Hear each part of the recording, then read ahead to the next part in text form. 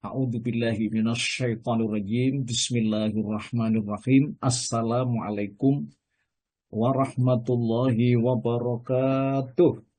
Waalaikumsalam Waalaikumsalam warahmatullahi wabarakatuh. Oke.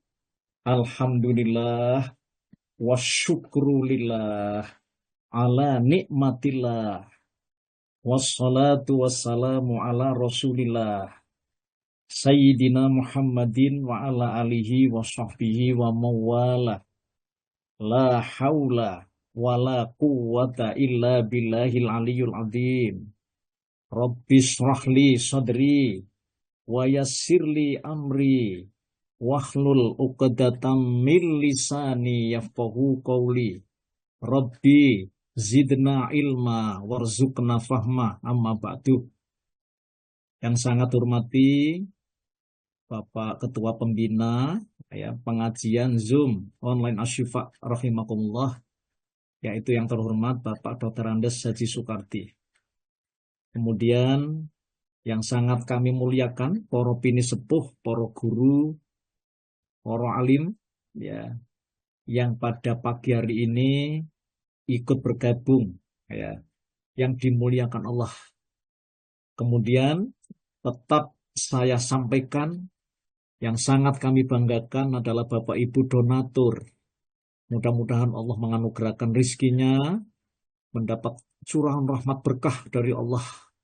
Diparingi Gusti Allah panjang umur, sehat walafiat, diparingi selamat, dimudahkan Allah segala urusannya. Kemudian juga yang dimuliakan Allah, yaitu bapak-bapak, ibu-ibu, jamaah yang masih tetap teguh pendirian, tetap istiqomah untuk mengikuti kajian demi kajian, pada pagi yang rupanya cuacanya cukup cerah, kemudian juga masih seger dalam ingatan kita ini. Mudah-mudahan Allah menganugerahkan seluruh para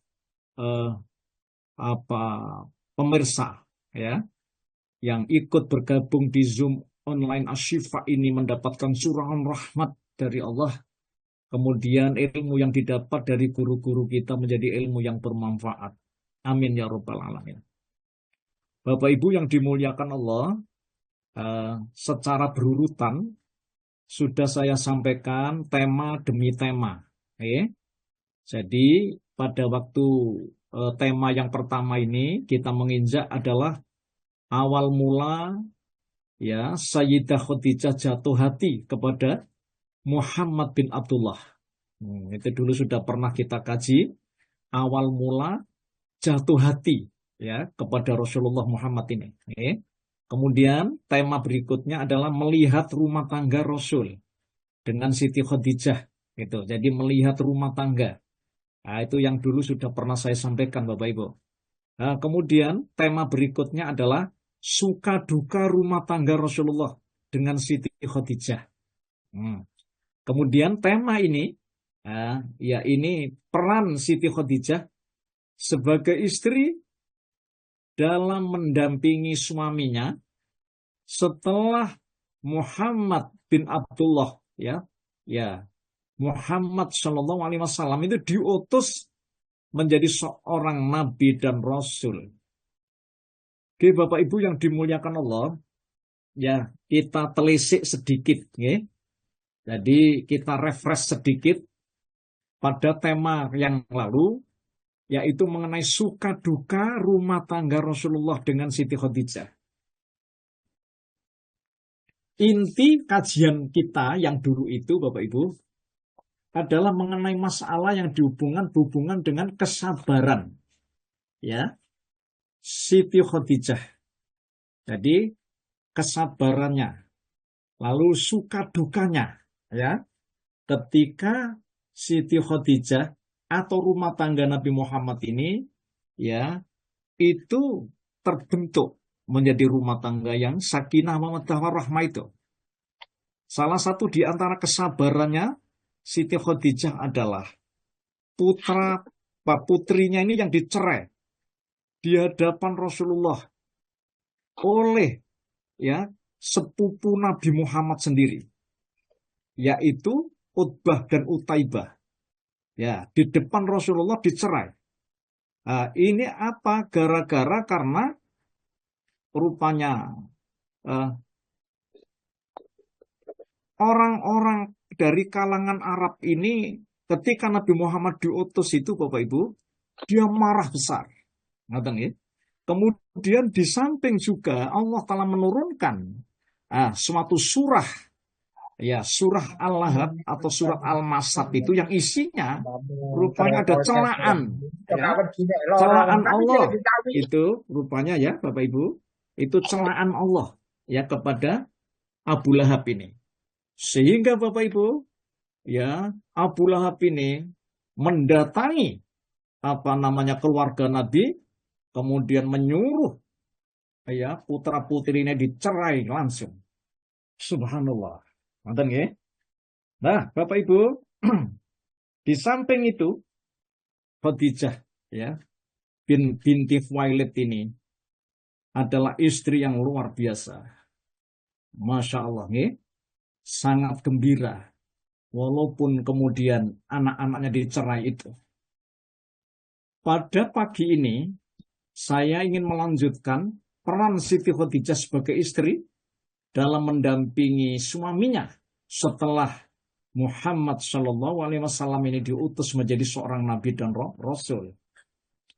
Bapak Ibu, ulama sejarah mencatat bahwa Khadijah lah wanita pertama yang menyatakan iman secara total bahwa Muhammad bin Abdullah suaminya adalah seorang yang diangkat menjadi nabi dan rasul. Setelah Rasulullah Shallallahu Alaihi Wasallam menceritakan peristiwa yang terjadi di Gua Hira, yaitu suatu kejadian yang luar biasa, kejadian yang spektakuler, yang belum pernah beliau alami sebelumnya. Subhanallah. Ya. Di samping itu, Khadijah ya binti Khuwailid radhiyallahu anha adalah seorang istri yang tidak pernah menampakkan ketidakpercayaannya terhadap apa saja yang dialami dan diceritakan oleh suaminya tercinta ini. Ia selalu mempercayai dan membenarkan kejadian apa saja yang dialami oleh suaminya. Maka tanpa bisa dinalar dan dipertimbangkan oleh akal, bersegeralah Khadijah mempercayainya dengan keyakinan yang seyakin-yakinnya, sesuai dengan hidayah yang dianugerahkan Allah kepadanya. Bapak Ibu yang dimuliakan Allah, tatkala Rasulullah Shallallahu Alaihi Wasallam diperintahkan Allah untuk menyampaikan risalahnya serta memberikan peringatan kepada keluarganya dan kerabatnya. Dan ini Bapak Ibu, rupanya diabadikan Allah di dalam Al-Quran. Nuwun sewu Pak Jandi. Iya Pak Ustaz. Iya, panjenengan buka Pak. Surat yang ke-26, Asy-Syu'ara. Panjenengan buka mulai ayat 214 sampai 215. Saya bacakan, pendek mawon. A'udzu billahi minasyaitonir rajim. Wa anzir ashiratakal aqrabin. Wakhfid janahaka liman ittaba'aka minal mu'minin. Enggak, Pak Ji. Bismillahirrahmanirrahim. Dan berilah peringatan kepada kerabat-kerabatmu Muhammad yang terdekat. Dan rendahkanlah dirimu terhadap orang-orang yang beriman, yang mengikutimu. Iya. Baik. Bapak Ibu, terima kasih Pak Jandi. Bapak Ibu yang dimuliakan Allah. Jadi setelah Nabi Muhammad ini mendapat instruksi dari Allah untuk menyampaikan risalah itu, nah, kemudian awalnya dalam benak hati Nabi itu berpikir, merasa ragu, dan khawatir terhadap perintah itu. Bapak Ibu, maka muncullah dalam benak hati beliau, siapa yang akan beliau seru? Ini pertanyaan di dalam sejarah dicatat. Ya. Apakah mereka akan mau mengikutinya dan mempercayainya? Apakah mereka akan mau meninggalkan keyakinan yang selama ini telah mendarah daging terhadap sesembahan mereka? Jadi ini gambaran ulama ahli sejarah.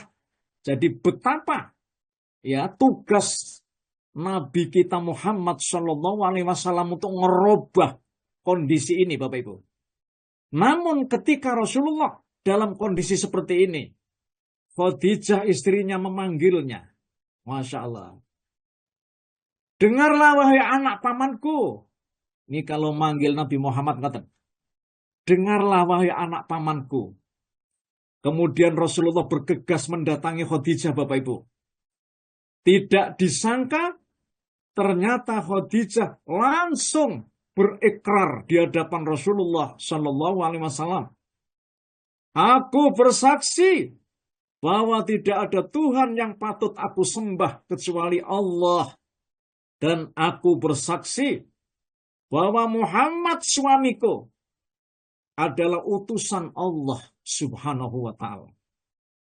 Bapak Ibu, mendengar pernyataan istrinya ini, betapa Nabi Muhammad sangat terkejut. Tampaklah pada rona wajah Rasulullah sangat senang dan gembira sekali. Sembari memandang wajah istrinya berulang-ulang dengan senyum dan gembira. Maka ketika itu, Bapak Ibu, hilanglah semua keraguan, hilanglah semua kesedihan, serta rasa was-was yang ada pada benak hati Rasulullah SAW. Subhanallah. Jadi peran Khadijah kepada suaminya luar biasa. Inilah salah satu tanda sosok kebaktian dan ketaatan seorang istri bernama Khadijah radhiyallahu anha terhadap suami yang dicintainya. Ia adalah wanita yang teguh pendirian terhadap kebenaran.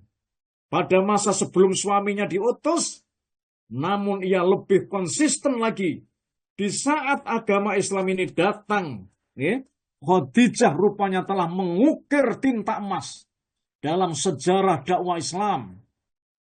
Bapak Ibu yang dimuliakan Allah, Ibnu Hisham dalam buku sirahnya berkata, Khadijah adalah wanita pertama yang menyatakan masuk Islam yang belum didahului oleh seorang pun, baik laki-laki maupun perempuan lainnya.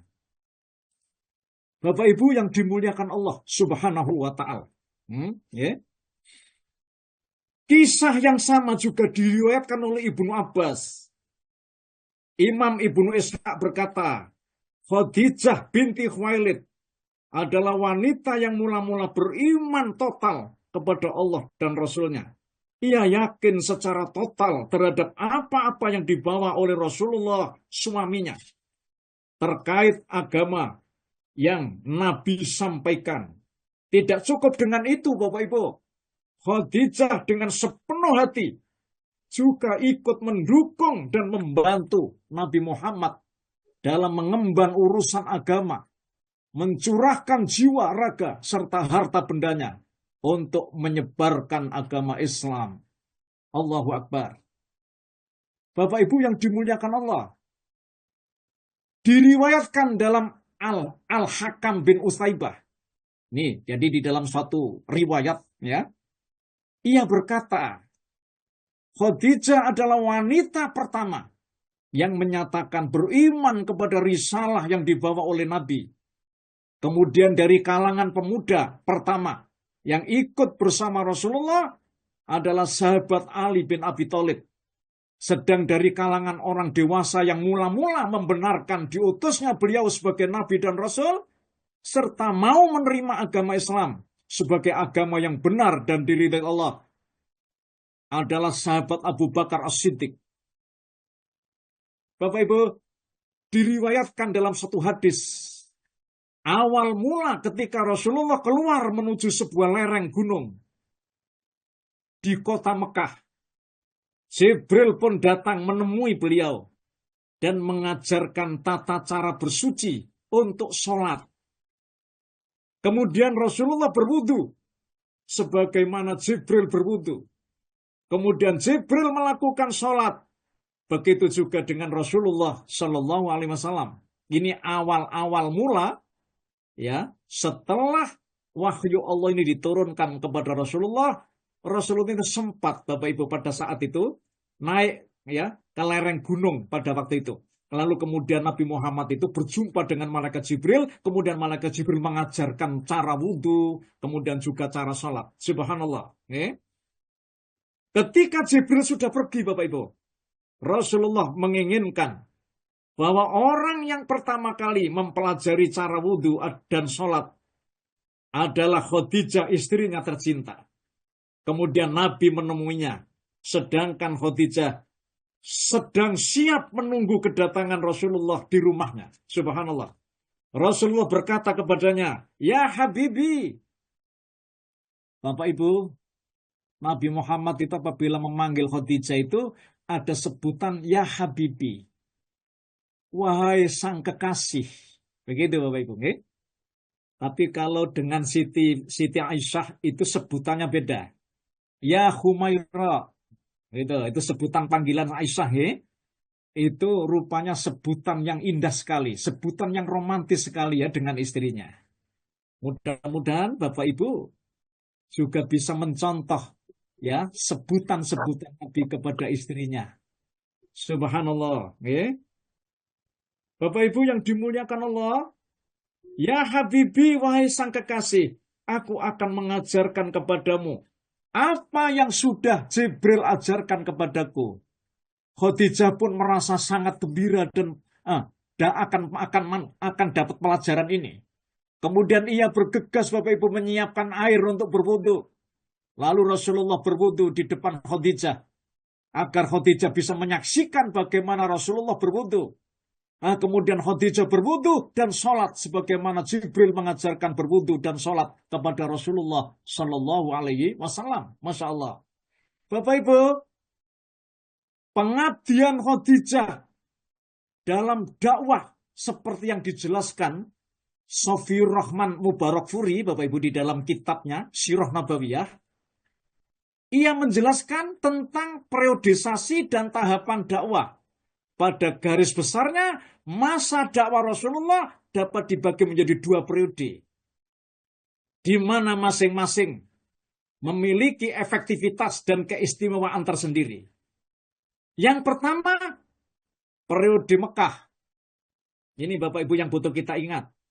Jadi periode Rasulullah berdakwah, ya, periode Mekah itu berjalan kurang lebih selama 13 tahun. Sejak Nabi Muhammad diangkat menjadi Nabi dan Rasul. Sedang yang kedua adalah periode Madinah. Berjalan selama 10 tahun penuh. Yang mana setiap periode memiliki efektivitas, tahapan-tahapan tersendiri. Ini berdasarkan penelitian Sofiur Rahman Mubarakfuri di dalam buku sirahnya. Bapak Ibu yang dimuliakan Allah Subhanahu wa Ta'ala, keadaan ini tampak jelas setelah maksudnya Sofiur Rahman Mubarakfuri meneliti berbagai unsur yang menyertai dakwah itu selama 2 periode secara mendetail. Kemudian Sofiur Rahman Mubarakfuri menjelaskan pula bahwa dakwah Nabi pada periode Mekah dapat dikategorikan menjadi 3 tahapan. Yang pertama, tahapan dakwah Nabi secara sembunyi-sembunyi yang berjalan selama 3 tahun. Yang kedua, tahapan dakwah Nabi secara terang-terangan di tengah-tengah kalangan penduduk Mekah yang dimulai sejak tahun keempat dari nubuah. Maksudnya sejak mulai diangkat jadi Nabi, 4 tahun kemudian Rasulullah menerapkan dakwah secara terang-terangan. Hingga akhir tahun ke-10 Bapak Ibu. Jadi berarti selama 7 tahun. Sedangkan tahapan yang ketiga, yaitu tahapan dakwah di luar Mekah dan penyebarannya yang dimulai dari tahun ke-10 selama 3 tahun, sejak dari nubuah Nabi hingga beliau hijrah ke Madinah. Bapak Ibu yang dimuliakan Allah, seperti yang sudah kita pahami, bahwa kota Mekah sejak sebelum Nabi Muhammad diutus merupakan sentral kehidupan keagamaan bagi bangsa Arab.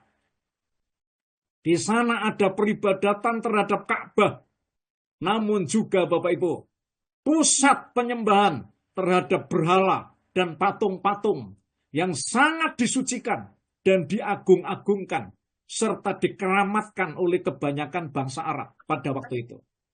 Oleh karena itu, atas izin Allah, misi Nabi kita Muhammad SAW diutus untuk mengadakan perubahan total, subhanallah, ya, terhadap tradisi penyembahan patung-patung berhala itu, di mana cara ibadah seperti ini, di samping telah lama dilakukan oleh kalangan bangsa Arab, juga telah jauh melenceng Bapak Ibu dari agama Nabi Ibrahim alaihissalam yang hanif.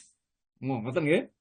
Karena tradisi seperti ini rupanya telah mendarah daging, maka kita bisa merasakan betapa berat tugas Rasulullah Shallallahu Alaihi Wasallam untuk mengadakan perubahan dan meluruskan kembali pada jalan yang benar.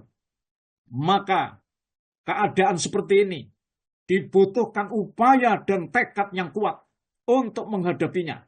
Maka cara yang ditempuh oleh Rasulullah mula-mula dalam berdakwah adalah mengajak mereka dengan cara sembunyi-sembunyi. Maka dengan cara ini Bapak Ibu diharapkan agar penduduk Mekah tidak kaget karena mereka tiba-tiba menghadapi sesuatu yang menggusarkan mereka. Bapak Ibu yang dimuliakan Allah, sudah merupakan sesuatu yang lumrah. Bila yang pertama-tama dilakukan Rasulullah adalah menawarkan Islam kepada orang-orang yang dekat hubungannya dengan beliau, baik itu anggota keluarganya sendiri maupun sahabat-sahabat karibnya. Bapak Ibu, misi Nabi menyeru mereka semua kepada Islam, juga menyeru siapapun yang dirasa memiliki kebaikan yang sudah dikenal oleh Nabi secara baik, dan mereka pun mengenalnya secara baik pula, yaitu mereka yang memandang, yang memang diketahui mencintai kebaikan dan kebenaran. Inilah Bapak Ibu sasaran pertama dakwah Rasulullah Shallallahu Alaihi Wasallam ketika tahap dakwah yang namanya tahapan dakwah Syria. Katakan ya, dengan tahapan sembunyi-sembunyi. Ketika Rasulullah menyeru mereka, maka atas izin Allah ternyata mereka langsung menyambut seruan Nabi itu. Karena memang sebelumnya mereka sudah sangat mengenal siapa sebenarnya Muhammad bin Abdullah. Mereka sama sekali tidak menyaksikan kejujuran dan kebenaran apa yang dikatakan oleh Nabi. Bapak Ibu, dalam sejarah Islam, mereka dikenal dengan sebutan as-sabiqunal awwalun. Orang-orang yang pertama-tama masuk Islam. Di antara mereka adalah Ummul Mukminin Khadijah binti Khuwailid sendiri. Masya Allah, istrinya beliau. Kemudian Zaid bin Harisah, Bapak Ibu, yang kemarin sudah saya sampaikan. Ini termasuk pembantu beliau sendiri. Ya. Lalu anak paman beliau waktu itu, Ali bin Abi Thalib, yang saat itu Ali masih anak-anak. Jadi sudah mau mendekati pemuda atau remaja. Bapak Ibu yang dimuliakan Allah, yang pada saat itu Ali hidup dalam asuhan Nabi Muhammad dan sahabat karib Nabi sendiri. Siapa dia? Dialah Abu Bakar As-Siddiq. Mereka ini masuk Islam pada hari pertama dimulainya dakwah Rasulullah Shallallahu Alaihi Wasallam. Bapak Ibu yang dimuliakan Allah, Bapak Ibu, berkat Abu Bakar ini, lalu kemudian dia mau menerima ajakan Nabi. Dia adalah seorang laki-laki yang lemah lembut memang, Abu Bakar ini. Pengasih dan ramah, memiliki akhlak yang mulia. Kemudian dia termasuk orang yang dikenal oleh kaumnya. Suka mendatangi Abu Bakar, suka mendatangi dan datang ke rumah-rumah daripada teman-temannya itu. Ya, ia dikenal sebagai orang yang memiliki pengetahuan dan sukses dalam perdagangannya, serta baik pergaulannya dengan orang lain. Bapak Ibu, maka dia menyeru orang-orang ya dari kaumnya yang biasanya duduk-duduk bersamanya dan yang dapat dipercayainya. Berkat seruannya ada beberapa orang yang masuk Islam, yaitu Utsman bin Affan, ya. Kemudian Zubair bin Awam, itu disebut dalam sejarah. Ini Abdurrahman bin Auf, Sa'ad bin Abi Waqqas, Tolha bin Ubaidillah, ya. Mereka-mereka ini adalah orang-orang yang lebih dulu masuk Islam, generasi pertama, as-sabiqunal awwalun. Bapak Ibu yang dimuliakan Allah Subhanahu wa taala. Nah, di samping itu masih banyak lagi sahabat-sahabat yang ikut ajakan Nabi Muhammad, termasuk sahabat Bilal bin Rabah, ya, dan lain-lain. Bapak Ibu yang dimuliakan Allah, Ibnu Hisham ya dalam sirah nabawinya menghitung jumlah mereka lebih dari 40 orang. Ini as-sabiqunal awalun ini Bapak Ibu. Ibnu Ishaq juga berkata, setelah itu banyak orang yang masuk Islam, baik laki-laki maupun perempuan, sehingga nama Islam menyebar di seluruh Mekah dan banyak yang membicarakannya. Bapak Ibu, mereka masuk Islam secara sembunyi-sembunyi. Rasulullah menemui mereka dan mengajarkan agama secara kucing-kucingan. Sebab dakwah saat itu dilakukan secara sembunyi-sembunyi dan secara perorangan. Wahyu diturunkan sedikit demi sedikit, lalu berhenti setelah turunnya awal surat Al-Muddatsir itu. Bapak Ibu, ayat-ayat dan potongan surat yang turun saat itu berupa ayat-ayat pendek dengan penggalan kata yang indah dan sentuhan lembut sesuai dengan iklim yang juga lembut pada saat itu. Berisi sanjungan mensucikan jiwa dan celaan ya yang mengotorinya dengan keduniawian. Berisi ciri-ciri surga dan neraka. Keduanya seolah-olah tampak di depan mata mereka. Membawa orang-orang mukmin ke dunia lain.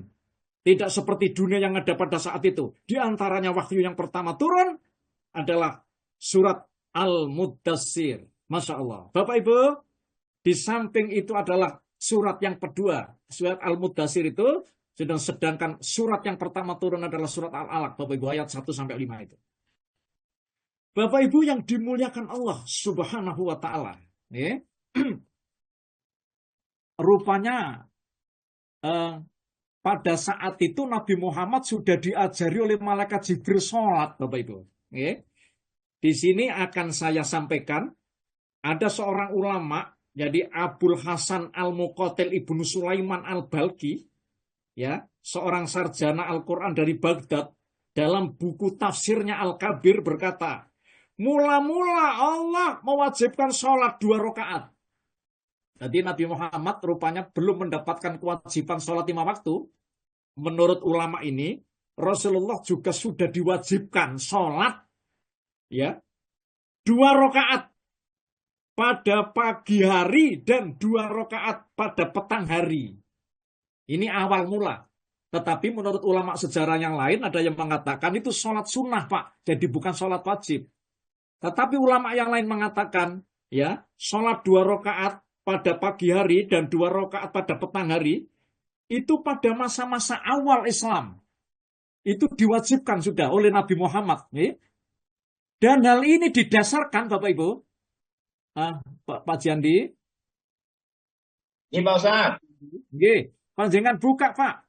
Itu surat yang ke-40, surat Al-Mu'min. Ayat yang ke-55. Saya bacakan nggih. A'udzubillahi minasyaitonirrajim.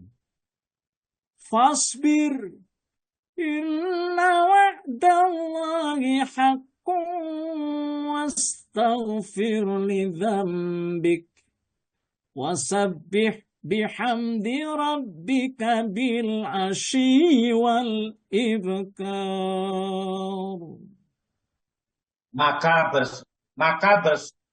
Maka bersabarlah kamu sesungguhnya janji Allah itu benar. Dan mohonlah ampun untuk dosamu. Dan bertasbihlah supaya memuji Tuhanmu pada waktu petang dan malam. Iya, Bapak Ibu, menurut tafsir ini, jadi ayat ini memberitahukan kepada kita bahwa awal-awal agama Islam diturunkan, ini Nabi Muhammad itu sudah mendapatkan kewajiban sholat. Ngerti nggih? Kemudian sholat ini juga diikuti oleh sahabat-sahabat yang awal mula dia masuk Islam. Oh, katakan. Jadi perintah ini juga diperkuat oleh seorang ulama ahli hadis mazhab Syafi'i, Bapak Ibu, dari Kairo Mesir, yaitu Ibnu Hajar al-Asqalani. Beliau menuturkan bahwa sebelum peristiwa Isra Mi'raj, Nabi Muhammad sudah diwajibkan mendirikan sholat. Demikian juga para sahabat. Sholat yang diwajibkan pada waktu itu adalah sholat sebelum matahari terbit dan sebelum terbenamnya matahari. Masya Allah. Ngerti ya? Bapak Ibu yang dimuliakan Allah Subhanahu wa Ta'ala. Sahabat Al-Haris bin Usamah meriwayatkan hadis yang bersumber dari Ibnu Luhai'ah secara mausul atau bersambung dari Zaid bin Harisah. Jadi pembantu Nabi, bahwa pada awal-awal turunnya Al-Quran, Jibril mendatangi Rasulullah dan mengajarkan cara wudhu kepada Nabi. Imam Ibnu Majah juga meriwayatkan hadis ini dengan maksud yang sama. Jadi persoalan yang sama juga diriwayatkan oleh sahabat Al-Bara' bin Azib dan juga Ibnu Abbas. Maka Bapak Ibu, perintah ini termasuk kewajiban yang pertama diturunkan. Subhanallah. Begitu nggih? Setelah Nabi mengajarkan cara wudhu dan sholat kepada Khadijah istrinya, sebagaimana yang telah diajarkannya oleh malaikat Jibril, maka Khadijah, Bapak Ibu, Khadijah merasa senang dan bahagia, serta bersyukur kepada Allah, oleh karena dia telah mengutus suaminya menjadi seorang nabi dan rasul, sehingga dirinya mendapatkan hidayah, kepada jalan yang benar, yang mendapatkan ridho dari Allah. Dalam kesyukurannya, Khadijah menginginkan agar semua keluarganya, anak-anaknya turut serta beriman kepada Allah dan membenarkan apa yang datang darinya. Kemudian Khadijah, Bapak Ibu, mengumpulkan putri-putrinya ini. Kemudian menjelaskan kepada mereka tentang apa yang telah dibawa oleh ayahnya, agar mereka bersaksi bahwa tidak ada Tuhan yang patut disembah kecuali Allah dan tidak mempersekutukannya dengan sesuatu apapun. Dan bersaksi pula bahwa Muhammad adalah utusan Allah. Bapak Ibu, akhirnya keempat putrinya, yang cantik-cantik jelita ini, termasuk Zainab, Ruqayyah, Ummu Kulsum, dan pada saat itu Bapak Ibu, putri bungsunya yang masih kecil, yaitu Fatimah Az-Zahra, waktu itu turut juga dibisikkan telinganya 2 kalimat syahadat di setiap waktu dan tempat. Menurut ulama sejarah Rasulullah mendapatkan perintah, sholat ini, Bapak Ibu, Khadijah tidak pernah membiarkan Rasulullah melakukan sholat dengan sendirian. Ia selalu mendampingi dimanapun Nabi Muhammad sholat. Masya Allah. Diceritakan dalam riwayat hadis, mereka berdua secara diam-diam, kadang mendirikan sholat di Masjidil Haram, kadang pula mendirikan di rumah. Maka dengan bukti ini, sungguh lubuk hati Khadijah benar-benar telah dipenuhi dengan cahaya keimanan mendalam kepada Allah dan Rasul-Nya. Rasulullah menyarankan agar Khadijah mendirikan sholat dengan sembunyi-sembunyi. Bapak Ibu yang dimuliakan Allah, diriwayatkan dalam satu hadis, ketika Ali bin Abi Thalib melihat Rasulullah dan Khadijah mendirikan sholat bersama di rumahnya, kemudian setelah keduanya selesai sholat, Ali sempat terkejut dan merasa heran. Kemudian ia langsung bertanya, perilaku apa ini, ya Muhammad? Ali mengatakan begitu. Lalu kemudian Nabi bersabda, inilah agama Allah yang dianugerahkan kepadaku, Ali. Allah telah mengutusku sebagai nabi dan rasulnya. Dan aku menyuruhmu agar menyembah hanya kepadanya. Dan jangan engkau menyekutukannya. Begitu apa yang disampaikan oleh Rasulullah kepada Ali, Bapak Ibu. Dan aku menyuruhmu, wahai Ali, agar kamu ingkar kepada Tuhan-Tuhan yang disembah oleh kalangan bangsa Arab. Yaitu ada Tuhan Lata dan Uzza. Kemudian Ali menjawab, ini adalah perkara yang belum pernah aku dengar sebelumnya, Muhammad. Aku akan menceritakan kejadian ini kepada ayahku dulu, Abu Thalib. Maksudnya. Jadi Ali ini, Bapak Ibu, menyampaikan ya kenyataan yang dilihat oleh Ali ini kepada ayahnya Abu Thalib. Namun Rasulullah tidak suka hal ini disebarkan sebelum waktunya. Lalu Rasulullah berkata kepada Ali, wahai Ali, jika kalian tidak mau mengikuti apa yang aku kerjakan ini, maka saya mohon kepadamu agar engkau merahasiakan kejadian ini. Peristiwa ini, peristiwa Ali bin Abi Thalib ini, Bapak Ibu, terjadi di malam hari. Namun keesokan harinya, Allah memberikan anugerah hidayah kepada Ali ini. Ali bergegas menemui Rasulullah dan ia menyatakan masuk Islam. Nah, oleh karena itu Bapak Ibu, diceritakan oleh Ibnu Hisham dalam buku sironya bahwa jika tiba waktu sholat, Nabi dan para sahabat yang beriman pergi ke tempat-tempat terpencil, lalu secara sembunyi-sembunyi mereka mendirikan sholat agar tidak dilihat kaumnya. Suatu kali Abu Thalib melihat Nabi mengerjakan sholat bersama Ali, putranya. Maka Abu Thalib menanyakan tentang sholat itu. Maka Rasulullah menjelaskan, setelah mendapatkan penjelasan yang cukup memuaskan, apa yang terjadi Bapak Ibu? Abu Thalib justru menyuruh Nabi dan putranya Ali agar tetap melakukan sholat dan menguatkan hatinya. Subhanallah. Ini Bapak Ibu, Abu Thalib niku paman yang sangat mendukung Nabi Muhammad SAW sampai di penghujung akhir hayatnya. Akan tetapi Bapak Ibu, dalam sejarah ternyata adalah suatu peristiwa yang sangat aneh. Bahwa ketika pamannya Abu Thalib ini mau mengembuskan nafas yang terakhir. Masya Allah, atas izin Allah, atas takdirnya, pamannya yang sejak mulai kecil Nabi Muhammad ini dibesarkan, didukung.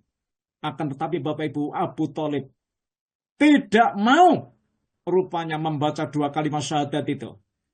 Pada saat itu Nabi Muhammad pada sakaratil maut mendatangi pamannya ini. Ya Ami, wahai pamanku, ucapkanlah kalimat la ilaha illallah Muhammadur Rasulullah agar supaya aku menjadi saksi besok di hadapan Allah di akhirat nanti. Akan tetapi Bapak Ibu, paman yang dicintainya ini mengembuskan nafas. Rupanya dia tidak mau menerima dan mengucapkan 2 kalimat syahadat itu. Inna lillahi wa inna ilaihi raji'un. Bapak Ibu yang dimuliakan Allah. Dikisahkan oleh ulama ahli sejarah. Pada saat tahun ke-5 kenabian, orang-orang kafir Quraisy sudah sangat terganggu dengan sepak terjang dakwah Nabi Muhammad ini. Mereka mulai membuat perjanjian yang telah mereka sepakati. Lalu perjanjian itu Bapak Ibu ditempelkan di dinding Ka'bah. Kemudian mereka memboikot, menghalangi Bani Hashim dan Bani Muthalib. Karena boikot tersebut mengakibatkan Bani Hashim, Bapak Ibu, harus tinggal ada di lembah Abu Thalib. Bapak Ibu, lembah Abu Thalib ini adalah tempat yang terpencil pada saat itu. Yang terletak di kaki Jabal Abu Qubais. Di bagian timur Masjidil Haram Lembah ini menjadi tempat berkumpulnya seluruh anggota Bani Hashim. Dan para pemeluk Islam saat Bani Hashim itu diboikot pada waktu itu. Bapak Ibu ketahuilah, seluruh kabilah kaum Quraisy dilarang berhubungan apapun dengan keluarga Bani Hashim. dilarang menikah dengan keluarga Bani Hasyim, dilarang jual beli dengan keluarga Bani Hasyim, dilarang rupanya persahabatan dengan Bani Hasyim, komunikasi dengan Bani Hasyim dan lain-lain. Khadijah radhiyallahu anha bukan termasuk dari kalangan Bani Hasyim, Bapak Ibu, tetapi beliau selalu turut mendampingi Nabi Muhammad, suaminya. Pemboikotan ini terjadi selama 3 tahun. Tidak ada makanan di antara mereka. Ketika mereka itu berjualan, tidak ada yang mau membeli dagangan mereka. Ketika mereka hendak membeli, orang-orang Quraisy tidak menjual barang kepada mereka. Bapak Ibu, sehingga semuanya itu mengakibatkan mereka kelaparan. Banyak anak-anak yang meninggal dunia. Bapak Ibu, rahimakumullah. Ini, Abdullah bin Abbas, sahabat Abdullah bin Abbas ini, berkata, Khusirna fi sya'bi salasa sinin, wa qata'u annal mirata hatta innar rajula, atau annar rajula layak ruju bin nafakoti, fama yubayi'u hatta yarji'a hatta halaka man halaka. Ibnu Abbas ini cerita, kami ditahan di lembah selama 3 tahun. Mereka menahan makanan kepada kami. Sampai-sampai seorang lelaki keluar untuk mencari nafkah, tidak bisa berjualan. Hingga pulang dengan tangan kosong. Hingga banyak orang-orang yang meninggal dunia. Bapak Ibu, diceritakan juga oleh seorang sahabat namanya Sa'ad bin Abi Waqqas radhiyallahu anhu. Berkisah ketika orang-orang kafir menyiksa dan memboikot Rasulullah bersama kaum muslimin. Dia berkata, Kharajtu minal laili abulu wa idza ana asma'u bi qaqati syai'in tahta bauli fa idza qit'atu jildi ba'irin fa akhadtuha fa ghasaltuha summa akhrajtuha summa akhrajtuha fa wada'tuha bainal hajarain summa stafaftuha wa syaribtu alayya minal ma' Fakowitu alaiya salasan. Bapak Ibu, Sa'ad bin Abi Waqqas, ya, pada saat itu bercerita, pada suatu malam, aku pergi keluar, hendak kencing. Tiba-tiba aku mendengar sesuatu yang berderik di bawah air kencingku. Ternyata itu adalah potongan kulit unta yang kering. Subhanallah. Lalu aku mengambilnya dan membersihkannya. Kemudian aku membakarnya dan aku letakkan di antara 2 batu. Kemudian aku mengangkatnya dan menghancurkannya. Lalu aku minum dengannya. Sehingga aku merasa kuat selama 3 hari. Masya Allah. Bapak Ibu, ini kejadian yang diceritakan oleh Sa'ad bin Abi Waqqas, Bapak Ibu, ketika terjadinya pemboikotan itu. Pada saat-saat pemboikotan itulah Khadijah selalu ikut mendampingi Rasulullah Muhammad Sallallahu Alaihi Wasallam. Pada masa tersebut, ketika itu Khadijah dibantu, Bapak Ibu, keponakannya. Nah ini, Masya Allah, ini anugerah dari Allah. Jadi ada keponakan Khadijah yang masih musyrik sebenarnya, yang namanya Hakim bin Hizam, yang selalu membawa makanan kepada Khadijah. Ya, karena Khadijah ini kan tantenya, Bapak Ibu. Meskipun Hakim bin Hizam adalah seorang musyrik, tapi dia sayang kepada bibinya ini. Dan dia tahu bahwa Khadijah bersama Nabi sedang diboikot oleh orang-orang kafir musyrik Mekah. Bapak Ibu, Hakim bin Hizam selalu mengirimkan makanan kepada Khadijah. Allahu Akbar. Atas izin Allah tentunya, Bapak Ibu. Suatu ketika Abu Jahal itu mengetahui gelagatnya Hakim bin Hizam ini. Ya, jadi naik unta pada saat itu. Sehingga membuatnya marah. Abu Jahal marah, Bapak Ibu, kepadanya. Ketika keduanya sedang bertikai, tiba-tiba muncullah seorang yang bernama Abu Al-Bakhtari. Dan berkata kepada Abu Jahal, wahai Abu Jahal, biarkan dia. Karena hanya ingin memberikan makanan kepada bibinya. Bapak Ibu, lalu Abu Al-Bakhtari ini, Bapak Ibu, memukul unta Hakim bin Hizam. Lalu unta itu berlari menuju tempat Khadijah. Jadi Bapak Ibu, intinya Khadijah dalam pemboikotan bersama Nabi Muhammad itu benar-benar ya sangat sayang kepada suaminya. Walaupun dia bukan kalangan orang-orang keturunan Quraisy. Bapak Ibu, berdasarkan riwayat yang sahih ini, terbukti Sayyidah Khadijah adalah wanita pertama yang menyambut dakwah Rasulullah. Wanita yang pertama mendukung dakwah Rasulullah. Bahkan Bapak Ibu, semua hartanya habis untuk biaya dakwah Rasulullah Sallallahu Alaihi Wasallam. Bapak Ibu, ini ada sebuah riwayat yang saya bacakan ngeten nggih. Nabi ketika menceritakan Khadijah, pasti ia selalu menyanjungnya dengan sanjungan yang sangat indah. Lalu Siti Aisyah berkata, ya, yang ini rupanya Siti Khadijah itu sudah wafat Bapak Ibu. Ya, pada suatu hari aku cemburu, kata Khadijah. Ia berkata, terlalu sering engkau menyebut-nyebutnya. Ia seorang wanita yang sudah tua.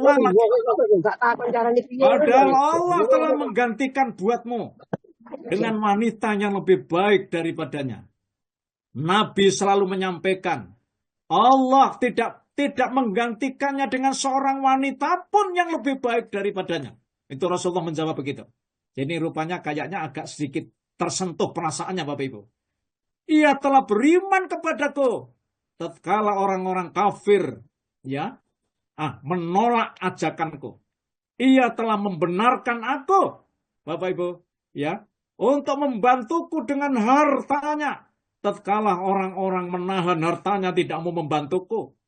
Dan Allah telah menganugerahkan darinya anak-anak tatkala Allah tidak menganugerahkan kepadaku anak-anak dari wanita-wanita selainnya. Subhanallah. Bapak Ibu, inilah ujian Nabi kita Muhammad SAW kepada istrinya yang tercinta Khadijah ini.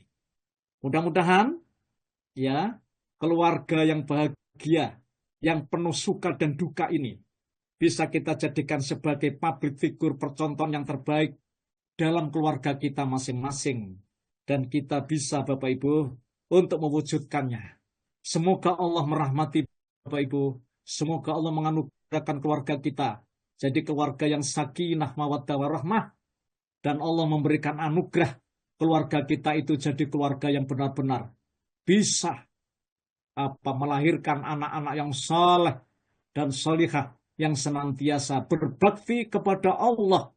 Kemudian juga bakti kepada kedua orang tuanya. Bapak Ibu, sekian apa yang bisa saya sampaikan pada pertemuan yang sangat berkah ini. Dan saya serahkan sepenuhnya kepada Bu Haji Ririn. Terima kasih Bu Haji Ririn. Yes, sami-sami. Terima kasih Ustaz.